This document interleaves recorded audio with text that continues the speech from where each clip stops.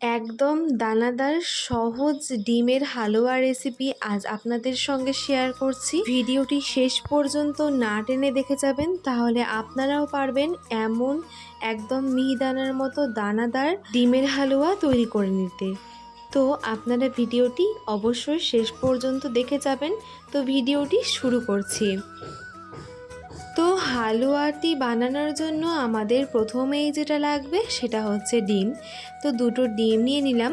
এবার ডিমটাকে খুবই ভালোভাবে ফেটাতে হবে, একদম পুরো ফেনা ফেনা করে দিতে হবে, ফেটিয়ে ফেটিয়ে খুবই ভালো করে ফেটাতে হবে। যত ভালো ফেটাতে পারবেন তত ভালো কিন্তু এই হালুয়াটা হবে। তো দেখুন অনেকটাই মানে ফেনা ফেনা হয়ে এসেছে।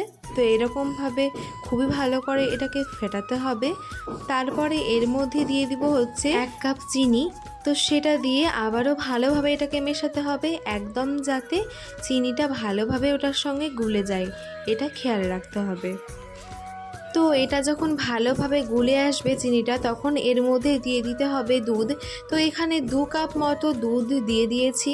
তো সেটা দেওয়ার পরে ভালোভাবে এটাকে আবারও ভালোভাবে মেশাতে হবে, যাতে চিনিটা ভালোভাবে গুলে যায় দুধ এবং ওই ডিমটার মধ্যে।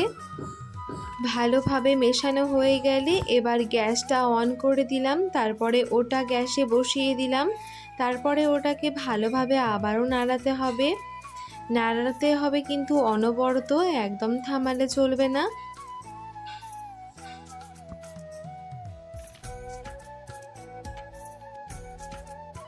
যখন দুধটা ভালোভাবে ফুটতে শুরু করবে আর অল্প ঘন হয়ে আসবে, তখন এর মধ্যে দিয়ে দিতে হবে 2টো ছোট এলাচ, মাথাটাকে ভেঙে দিয়ে দিতে হবে।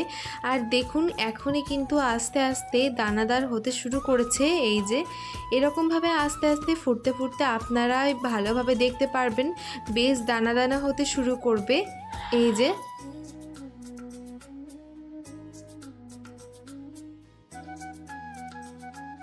তো দেখেন কতটা হয়েছে, দানা দানা হতে শুরু করে দিয়েছে আর সাদা সাদা খুবই সুন্দর লাগছে দেখতে, তাই না? তারপরে আর কি এটা ফুটিয়ে ফুটিয়ে একদম শুকনো করে নিতে হবে। ওই জলগুলোকে আস্তে আস্তে দেখবেন ফুটবে আর জলটা কমতে থাকবে। আশা করি আপনারা লক্ষ্য করতে পারছেন যে আগে কতটা জল ছিল আর এখন কতটা জল আছে, আস্তে আস্তে কমতেই থাকবে জলটা। এবার এটাতে একটু ডিম হলুদ হলুদ কালার আনার জন্য এখানে দিয়ে দিব হচ্ছে এই যে একটু ফুড কালার দিয়ে দিলাম। এটা কিন্তু আপনারা স্কিপ করতেও পারেন, এটা শুধুমাত্র দেখার সৌন্দর্যের জন্য দেওয়া। এটাতে বেশ কমলা কমলা একটা কালার আসবে আর দেখতে অসাধারণ লাগবে।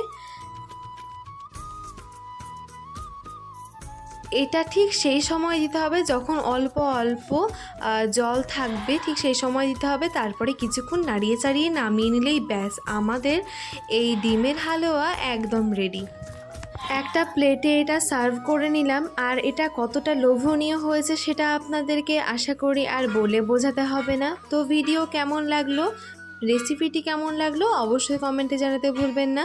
ভিডিও ভালো লাগলে চ্যানেলটিকে সাবস্ক্রাইব করে পাশে থাকা বেল আইকনে ক্লিক করে অল নোটিফিকেশন অন করে দিবেন। এতে আমার নতুন নতুন ভিডিওগুলো সবার আগে আপনার নোটিফিকেশনে পৌঁছে যাবে। আর যদি ভিডিও ফেসবুক থেকে দেখেন তাহলে অবশ্যই পেজটিকে ফলো করতে ভুলবেন না। তো সবাই ভালো থাকবেন, সুস্থ থাকবেন, ভালো খান, সুস্থ থাকুন। ধন্যবাদ।